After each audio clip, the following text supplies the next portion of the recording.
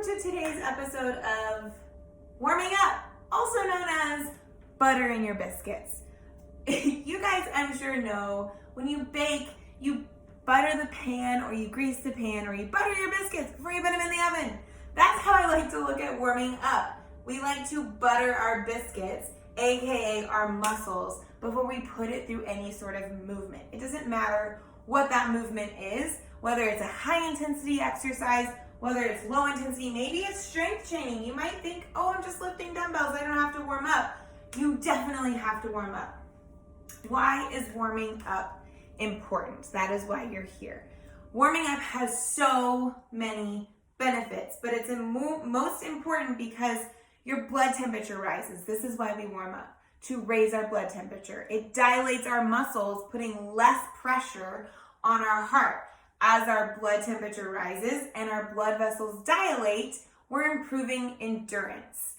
It also then moves on to hormonal stuff, right? We're building up the epinephrine, the cortisol, which is all primarily energy. It's giving you energy. Those are the hormones in your body, completely 100% related to energy. They are the reason for it. So by warming up, we're causing some hormonal changes in a positive light, in a positive way, to give ourselves energy to move through a workout.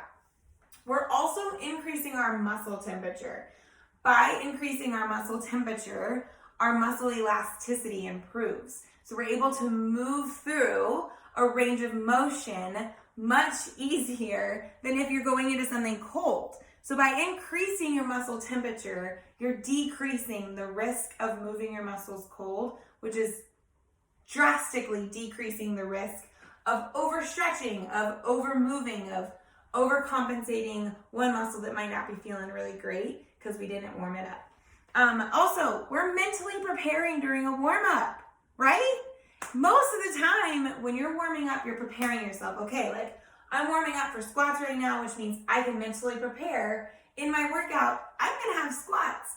Or I'm mentally preparing my shoulders. I'm going through some range of motion through my shoulders, mentally preparing myself. I know that this is what I'm going to expect.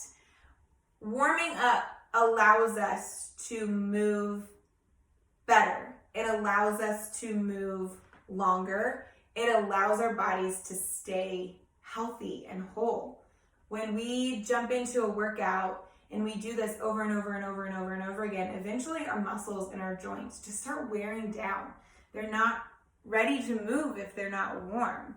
It's kind of, have you ever gone into a workout and you didn't warm up and you jumped right into a squat and your range of motion with your squat was right here because our hip flexors are really tight. Why? Because we're sitting all day. We sit down a lot. So when we sit, we're shortening our hip flexors, which starts pulling on our back, which starts pulling all the way down, creating knee pain. Whole nother subject for another day, but that also ties back into why we should warm up. Guys, this is a super, super passionate subject of mine. I personally follow what I call and what research has called the ramp concept. You raise, you activate, you mobilize, and then you potentiate. So when I do warm-ups, if you've ever been in my workout, if you haven't, hopefully you will, I start on the ground. All of my clients, we start on the ground.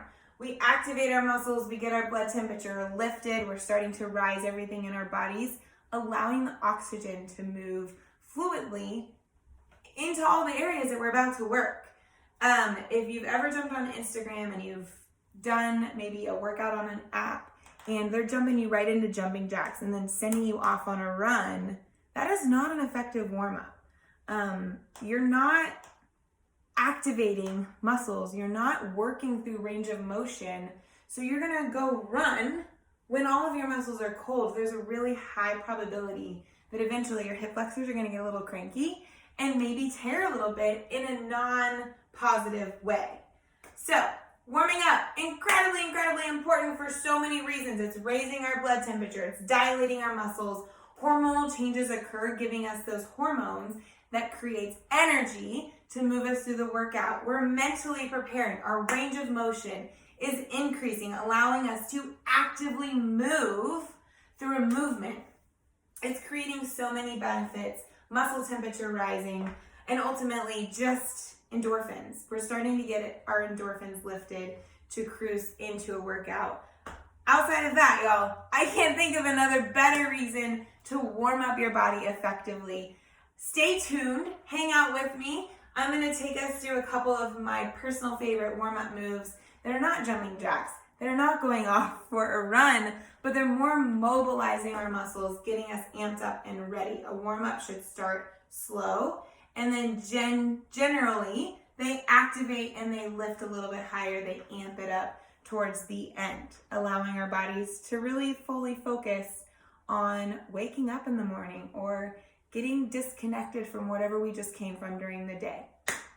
Y'all, thanks for joining me on this episode of Warming Up and Why You Should Do It. Bye.